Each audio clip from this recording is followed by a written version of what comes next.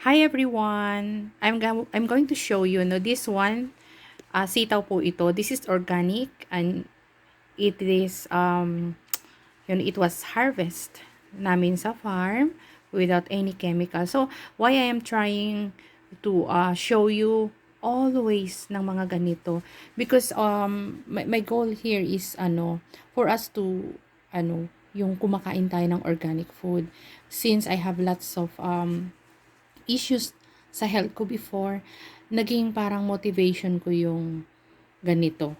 Parang ito yung nagiging, what to call that? Parang, I really want to help people to become more healthy. Ayan. And bonus points.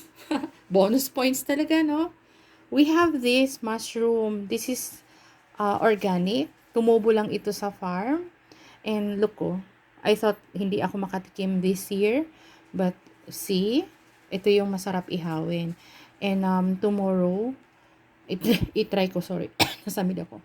Itry ko kung ano yung pwede kong lutuin dito. But for favorite ko tong ihawin, iprito, or ilagay mo sa sabaw, or ilagay mo sa gulay na mais. Napakasarap nito. Ayan. So, nakuha lang ito sa farm and this is organic.